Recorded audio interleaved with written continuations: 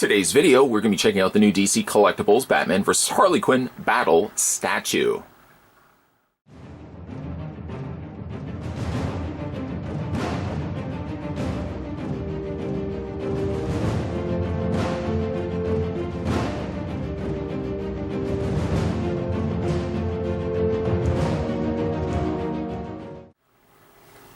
The statue stands approximately 14.15 inches in height and was sculpted by Alejandro Pereira.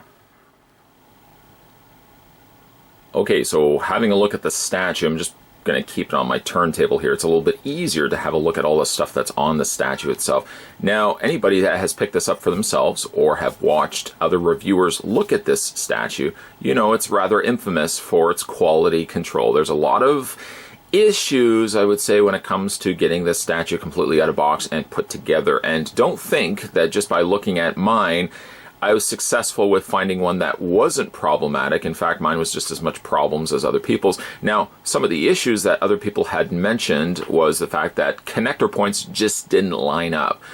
Batman's feet, for example, peg into the back seats of the mining cart. Harley Quinn's foot pegs into the front here. And then her mallet, her handle of her mallet, slides into the mallet, the actual head of the mallet itself. There are your connector points.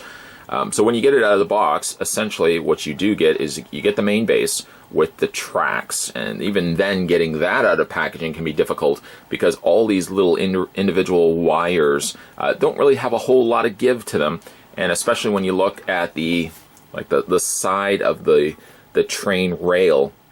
This here just is a loose piece, essentially. So when you're taking it out of packaging, if you accidentally lift it by this, obviously this is going to snap right off. So getting this out of the box, just the base on its own, can be a little bit difficult. Then you get the mine cart, which has to be pegged into place. There's connector points here on the front and the back. There's 4 connector points. And then essentially you're connecting the Cape Crusader via the 2 pegs here. And you're pegging Harley Quinn here on the front of the mining cart and sliding her handle through the mallet here.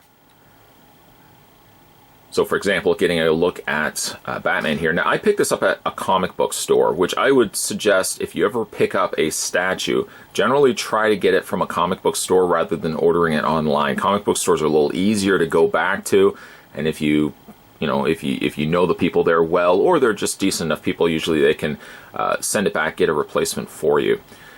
They had indicated when they had pulled the statue and had a look at it, initially taking hearing about the quality problems with this particular statue, they took it out and indicated that they couldn't get Batman pegged into place, like the pegs didn't line up. I seem to have some better luck, I guess, pegging it into place, but I can't get the pegs completely, I can't get Batman's feet completely pressed down. And the reason for that is if I spin the statue around here, there's a part of his cape right here that is supposed to be a continuous feed through one of the hyena's mouths. It's essentially supposed to go in like this, and it's supposed to slide in, and it's supposed to look like the hyena is grabbing onto his cape. I suppose I could try to push his feet further down, but I gotta say there is resistance when putting really both Batman and, for that matter, Harley Quinn in their pegs. There's a lot of resistance. I did manage to get everything in place, yes, but you can clearly see Batman's feet aren't, well, they're not necessarily flat and against the actual seat. They're supposed to be against the seat, but I can't get it any bit further than that, and nor do I really want to risk doing that too.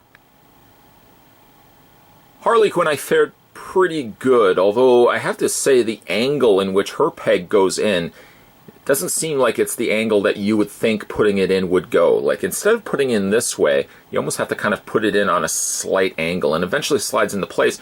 My big culprit, the thing that did me in, though, for getting this not 100% assembled properly, was this blasted handle. So, I'm not going to take it out, but believe me when, hopefully, my story makes some sense. I take Harley Quinn. Harley Quinn's already got the handle in her hand. There's nothing you can do about that. So what you're essentially doing is you're taking all of Harley, you're sliding her down into that 1 peg point here, and then you're trying your best to slide There's a hole basically in the mallet here, and you're trying to slide the handle of that through that while trying to line her foot up. I didn't do it initially very successfully. I got the handle in first, and then when the foot came to be, the foot was way off and nothing really lined up. But a little bit of patience, and I very gingerly tried to kind of line everything up. There seemed to be a point in which some stress noise started to be made, and successfully I did get the foot in, but what ended up happening was I got the mallet handle through, and inadvertently I broke her hand off. And so what I ended up having to do was I had to glue her hand back into place once I had the foot already in place, and once I had the handle already into the head of the mallet. Then I glued the hand in place. This is one of those pieces where I don't think I'm going to be taking this apart anytime soon and boxing it back up. By just sheer luck, I was managed to get everything in place. A lot of people have complained that pegs didn't line up. Pegs seem to line up for me, but again, I simply can't get all the pegs completely pushed all the way down. Batman, I may try a little bit more, but I really don't want anything else broken on this. Harley Quinn at least is in a manageable enough state. It's just a shame that I end up having to break her hand in order to get the actual handle in place here. QC issues aside, though, it's actually a really nice looking statue, and this is one of the things that when I saw images and video of this online, it was definitely a piece that I wanted to pick up. Not only did I think it captured a really good likeness of a 90s Batman, but I really like the pose of having Harley Quinn smashing down the mallet on this, I'm assuming, runaway trail, like mining cart, and then you've got the hyenas there as well. Spending just a little bit of time here on the mining cart. It's very muted in colors. A lot of browns and a lot of grays make up the majority of the mining cart. I kind of wish it had a little bit more of the metallic. It seemed like it goes closer to being a more kind of dull, matted gray. Metallic, I think, could have kind of popped a little bit more on this, but I'm imagining so that this is probably an abandoned mine cart somewhere underground. Of course, it's got Joker's head on the front here as well. Now, one thing that's interesting about it is all of the carts and the track underneath here is completely, as you can see right there, is completely covered in dynamite sticks. Now, these individual wires do feel like they're wires, so luckily they're not like a resin or anything like that you have to worry about those breaking. But again, like you can see, really, there's a lot of little cool intricacies that have been incorporated into the, not even just to the characters, but the base itself here. The Joker's head on the front of the mining cart is a really nice touch as well. They've kind of given it almost the indication that it looks like either metal or wood, and the paint has been worn away, really giving a nice look to it. I don't know if it's also deliberate. I don't know if it's actually just my statue, but I noticed there's like a little paint line that's going in between his teeth. That, again, could be intentional, but again, I really do think it's a nice sculpt of Joker, incorporating the Clown Prince of Crime to really an otherwise non-Joker display here. The base itself, or at least the bottom of the base, is kind of like a gravel sort of look, and they've added all this additional yellow. I'm not really sure why. I'm thinking it might have lights, you know, like there was kind of like an indication of light in this, you know, this cavern where Batman is fighting Harley Quinn, and maybe that's why there's that additional yellow. But you've got a couple of extra crates here on the side. My guess is where a lot of the dynamite resided initially in, and then they have wired up the entire track. The hyenas give a really cool touch to this statue as well. One being somewhat alerted and surprised by, I guess, the slamming of the mallet by Harley Quinn. And then, of course, the other one here, if we spin it around, is grabbing onto Batman's cape. I don't think it would be as much the issue if the one hyena wasn't there grabbing onto Batman's cape. It might be a little bit easier to kind of fit Batman through into those pegs if maybe he wasn't there. I don't feel, again, the cape is 100% in place. Again, a lot of that is really due to the fact that I don't have the pegs properly footed against, again, these seats of the mining cart here. Of the two hyenas, though, this is my personal favorite. I really like the look on his face. It's got some nice paint work done to him as well, kind of making use of a kind of a light brown beige almost, and then it's got some nice airbrushing of the darker brown around his around his snout area, and they've painted in as well the tongue and teeth. But the surprised look on his face is definitely the win for this particular statue. Of all the things that are on the statue, it's the one that seems to catch my attention the most. Okay, so let's go ahead and look at the two characters that are on top here. Of course, we've got Batman in a more classic gray and blue attire. I like that they went this route as opposed to giving him a black cowl and cape. Kind of really gives it more the sense for me like the old Superpowers or like the old 90s Batman, which is really at the time that I was reading The Adventures of the Cape Crusader. And then, of course, you've got Harley Quinn here smashing down her mallet in a more traditional Harley Quinn offsetted red and a black checkerboard outfit here. A close-up of Batman really has some nice additional shading that's been added to the otherwise gray outfit here. Of course, he's got a more broader-looking utility belt and a more classic Bat logo. I really do think the face is really nice. The paint seems slightly off, but from a distance is actually not too bad. And what I mean by the paint being off, it just means that there's that little bit, just a little bit of the flesh tone that has covered over to the side of the blue. Again, some really nice additional shading that's been added around like the furrowed brow of Batman here, and a really nice bright stark eyes on Batman. I do think that they went a good route by giving him this desired look, again, as opposed to giving him a more black cowl, something a little bit more. I feel like this Batman has a more dated look to him, but it's actually in a good way. Utility belt he gets is a little bit broader and a more classic look design to it. It's got the gold on the buckle on the front, and it's got a couple of these smaller canister containers that he's used for gas capsules and stuff like that. He doesn't really have any of the larger holders or larger compartments on the utility belt, instead favoring more all cylindrical instead. I think they did a really great job on the cape. I love the flow of it, and the further in the cape that it goes, it seems the darker it is as well. So like on the outer points here, you've got the lighter blue, and then as you get kind of darker, kind of more in the recessed areas of the cape where the light wouldn't be hitting it, you've got the more darker purples and dark blues. Which brings us then to Mr. J's puddin'. Of course, Harley Quinn here, like I said, is in her classic outfit.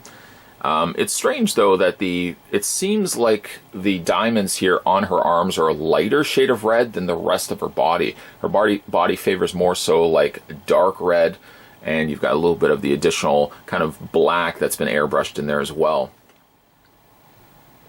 Generally, I've found that when they take Harley Quinn and they have more of her eyes visible, in other words, less of her mask around her eyes, it doesn't seem to translate all that well. Here, quite the contrary. You get a very bright white face paint on Harley Quinn, and then of course you've got the crystal ice blue eyes, which I think quite work very nicely on her. The expression on her face is good too. Of course, it would make sense that, based on what she's doing, she's slammed down her mallet. Of course, Batman has probably evaded that, and now she's got the look of surprise on her face. They've gone in and painted even the tongue, the teeth, and the lips, all of which I think do work quite well here on Harley. Unfortunately, some of the areas of Harley Quinn paint just doesn't seem to work, and for some strange reason, I've got this really noticeable, it almost looks like a slash that's been done to her neck. I don't know why that's, I can't think it would be a manufacturer's error. It does look like it's supposed to be there, but it's really off-putting, the fact that she's got this big gash in her neck. I'm only really now chalking it up to, well, it's a crease. I'm trying to go with that, but it is noticeable when you start seeing it. Going back, though, to the quality problems with this particular statue, I think what I would have done differently is I would have made the head of the mallet, or the main mallet part, actually be something that could have pegged on its own as well.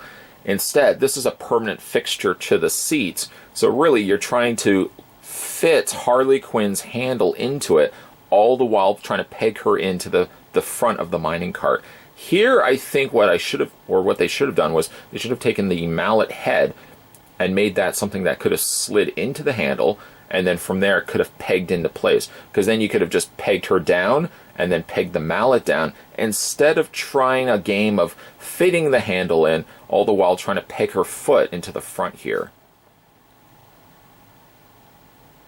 When it comes really down to reviewing these things, you have to have an unbiased opinion. And here I know going into picking up the statue for myself that there was going to be a lot of quality problems.